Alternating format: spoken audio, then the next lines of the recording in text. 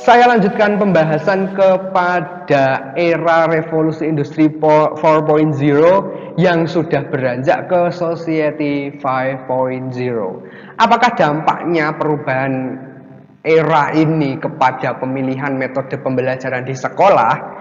Kita lihat dulu gambar ini, bahwa semua hal sekarang telah masuk ke dalam dunia digital.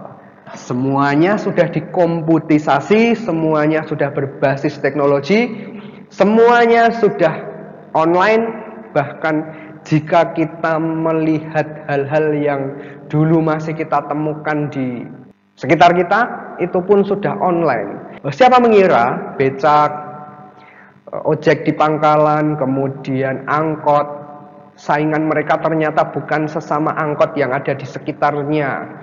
Saingan tukang ojek ternyata bukan ojek di pangkalan lain. Saingan tukang becak ternyata bukan becak tempat lain.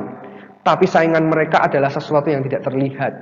Dan itulah yang kita rasakan sekarang. Pun demikian dengan metode pembelajaran yang berubah dari era revolusi industri menuju era society 5.0. Banyak sekali yang berubah termasuk dalam metode pembelajaran.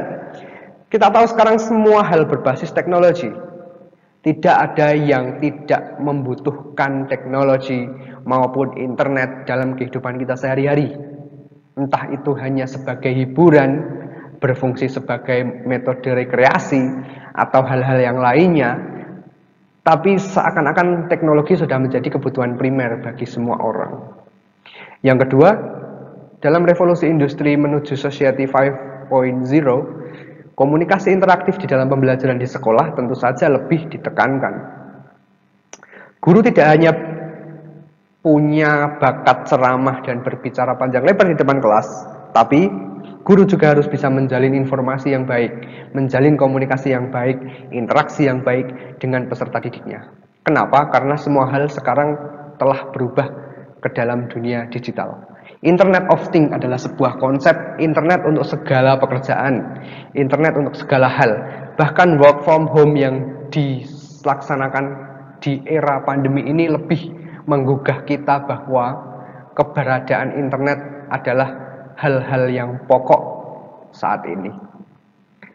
Dan artificial intelligence. Pada saatnya nanti ketika manusia tidak mengikuti perkembangan ini, tidak menyesuaikan dengan metode-metode yang baru dalam dunia pendidikan, semua yang melibatkan pekerjaan-pekerjaan manusia akan digantikan oleh sistem, oleh internet.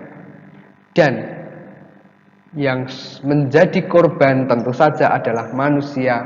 Ini secara dasar konsep dari perubahan era revolusi industri 4.0 ke dalam era society 5.0. Ya, segala hal telah berbasis ke dalam teknologi, membutuhkan komunikasi yang interaktif, artinya komunikasi dua arah, bukan lagi komunikasi searah, kemudian internet yang sangat berperan di dalam dunia pendidikan maupun dalam kegiatan sehari-hari, dan artificial intelligence, persiapan-persiapan kita dalam menghadapi globalisasi dan teknologi yang semakin maju dan tidak terkendali.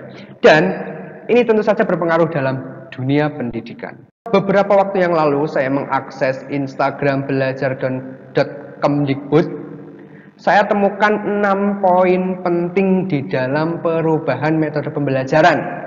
Ya, yang dulunya metode pembelajaran itu bisa kita lakukan secara tatap muka di dalam kelas, kini semuanya harus berubah menjadi berbasis internet. Nah, di laman Instagram tersebut yang sekarang masih ada ya, diposting sekitar tanggal 25 Agustus kalau tidak 26 Agustus, metode pembelajaran yang bisa digunakan untuk era new normal atau dalam proses pembelajaran daring. Salah satunya adalah discovery yang dipadukan dengan inquiry. Discovery seperti kita tahu dia berbasis penemuan. Guru memberikan stimulan berupa pertanyaan-pertanyaan yang kemudian memunculkan hipotesis dari peserta didik, dan peserta didik akan berusaha mencari sendiri, menemukan sendiri konsep baru. Di sini pengertiannya rangkaian kegiatan pembelajar yang menekankan pada proses berpikir kritis dan analitis untuk mencari dan menemukan jawaban dari suatu masalah yang dipertanyakan. Inquiry itu berusaha untuk mencari informasi sebanyak-banyaknya sebelum nantinya mendapatkan kesimpulan. Nah, di bagian metode pembelajaran discovery yang dipadukan dengan inquiry ini, guru diharapkan mampu memberikan stimulan kepada anak yang nantinya peserta didik ini bisa berusaha mencari sendiri informasi-informasi dari manapun. Ya, itu yang dimaksud dengan kritis, ya, dari manapun.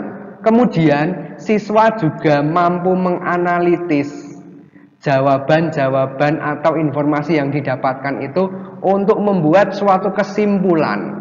Nah, itu yang dimaksud dengan discovery dan inquiry, ya. Jadi memadukan dua metode pembelajaran, penemuan, hipotesis, berusaha mencari informasi sebanyak-banyaknya, menemukan konsep dan membuat kesimpulan. Itu sebenarnya konsep dari discovery inquiry. Nah, untuk pembelajaran atau metode pembelajaran yang kedua, flipped classroom, pembelajaran yang membalik metode tradisional di mana materi biasanya diberikan pada proses pembelajaran, tetapi materi diberikan sebelum proses pembelajaran. Jadi, nah, flipped classroom ini pasti membutuhkan media-media seperti mungkin e-book, e-modul, kemudian blog mungkin, atau berbasis audio, video di YouTube, dan sebagainya.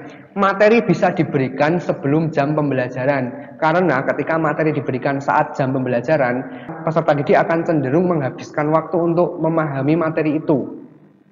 Nah, ketika materi sudah diberikan sebelum jam pembelajaran, siswa akan mempelajari materi itu terlebih dahulu, kemudian ketika pembelajaran berlangsung, guru akan menegaskan ulang, memberikan contoh-contoh, dan memberikan kesempatan siswa untuk menanyakan hal-hal yang belum dipahaminya. Itu konsep dari flipped classroom. Yang ketiga, project based learning. Tadi sebelumnya kita sudah membahas metode proyek. Nah, itu sebenarnya sama dengan project based learning, pembelajaran yang memberikan kesempatan kepada peserta didik untuk mengelola pembelajaran di kelas dengan melibatkan kerja proyek. Proyek ini akan berorientasi pada hasil dan juga pada proses. Maka ini nanti membutuhkan dua, penilaian hasil dan proses. Kerja proyek ini pada akhirnya siswa akan mendapatkan atau siswa akan menghasilkan produk belajar dari proses yang sudah dia jalankan itu. Dan itu sangat relevan dilakukan baik secara online maupun secara offline. Oke, kita lanjutkan kepada bagian kedua dari metode pembelajaran yang dibagikan di Instagram Kemdikbud. Selanjutnya yang keempat adalah blended learning dengan blog. Konsep blended learning ini sendiri sebenarnya akan saya jelaskan setelah ini, karena di video ini juga saya mengonsep 3 metode pembelajaran yang sangat cocok digunakan ketika online, ya, atau ketika pembelajaran daring. Blended learning ini sendiri sebenarnya memadukan pembelajaran di dalam kelas dan kerja mandiri siswa. Nah, tapi ini ternyata blended learningnya dengan blog, pembelajaran yang menggunakan blog untuk mencapai tujuan pendidikan. Yang dimaksud mungkin guru akan memandu siswa untuk menulis, kemudian ketika siswa menulis secara mandiri, itu dikolaborasikan dengan pengetahuan-pengetahuan yang didapatkannya secara mandiri. Tetap ada konsep siswa belajar sendiri secara aktif dan guru yang memberi bimbingan atau pendampingan dalam siswa belajar.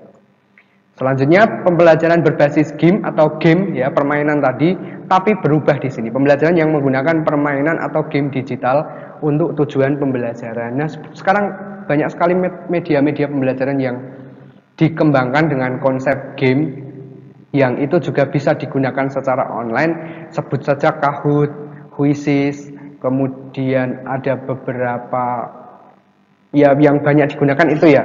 Kemudian ada MyMind yang mungkin sekalian anak berlatih membuat desain juga bisa sambil belajar. Nah, itu untuk pembelajaran berbasis game atau pembelajaran berbasis permainan. Yang terakhir, self-organized learning environment atau kita singkat dengan SOLE. Pembelajaran yang menitik beratkan proses pembelajaran mandiri dengan memanfaatkan internet dan perangkat pintar yang dimilikinya.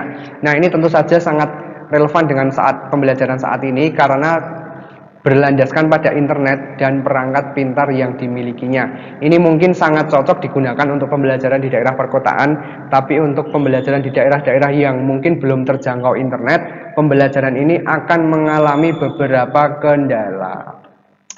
Nah, itu untuk 6 poin penting dari metode pembelajaran berdasarkan Instagram Kemdikbud. Oke, di sini saya akan membahas metode pembelajaran bahasa 5.0 atau dalam konsep Merdeka Belajar. Seperti kita tahu semua metode pembelajaran sekarang yang berusaha dikembangkan dalam pembelajaran era modern berorientasi kepada siswa. Artinya siswa diminta untuk aktif, kreatif, untuk bisa berpikir kritis. Posisi guru tetap sangat vital sebagai pendamping belajar siswa. Oke, yang pertama metode pembelajaran yang cukup relevan digunakan di era new normal atau nanti juga bisa diterapkan dalam konsep Merdeka Belajar, yakni metode blended learning. Bahwa blended learning ini secara konsep membutuhkan atau mengkolaborasikan waktu belajar siswa di dalam kelas dan pembelajaran mandiri atau independent learning, time in classroom dan independent learning, yang itu semua dikolaborasikan ke dalam satu titik irisan ini. Itulah yang menjadi konsep blended learning. Jadi di sini guru akan berperan ke dalam tiga lingkaran ini. Guru berperan semua, namun tidak berperan sebagai subjek pembelajaran. Metode blended learning ini juga sudah diteliti dalam jurnal ilmiah untuk menghadapi reposisi pendidikan di era revolusi industri 4.0. Jadi hubungan dalam blended learning, guru tetap berperan dalam tiga irisan ini. Time in classroom, belajar di kelas, mungkin kalau sekarang belajar secara online melalui Zoom atau aplikasi yang lainnya.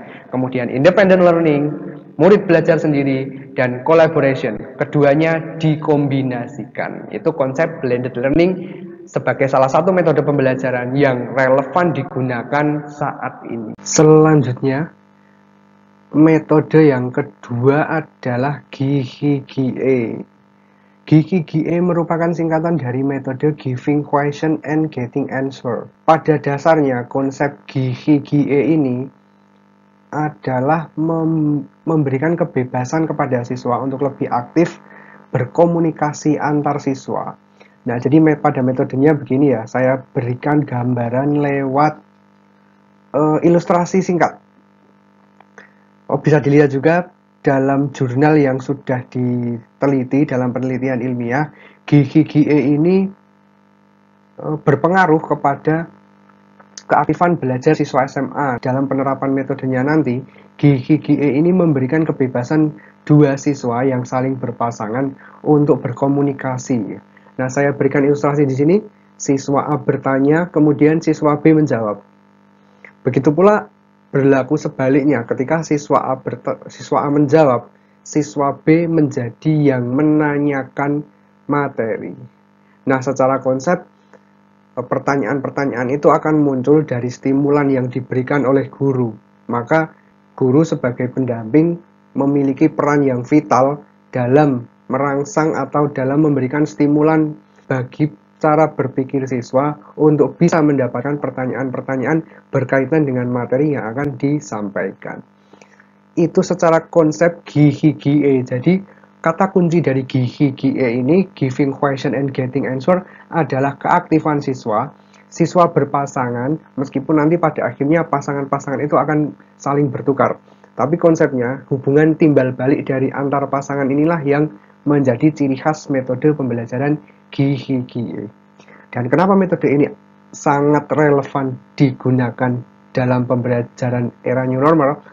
Metode ini memaksa siswa untuk aktif, tidak hanya di dalam kelas, tapi aktif secara nalar, secara komunikasi, dan juga secara interaksi di luar kelas. Metode ini melibatkan dua siswa berpasangan, tapi nanti bisa dikonsep bergantian. Kemudian siswa sebelumnya sudah merangkum materi terlebih dahulu.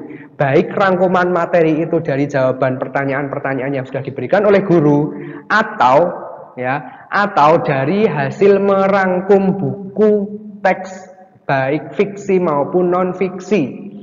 Nah, rangkuman itu pada akhirnya akan dibagikan kepada siswa yang lainnya, dan siswa yang lainnya pun akan membagikan hasil rangkumannya kepada siswa lainnya, dan itu akan menjadikan rantai.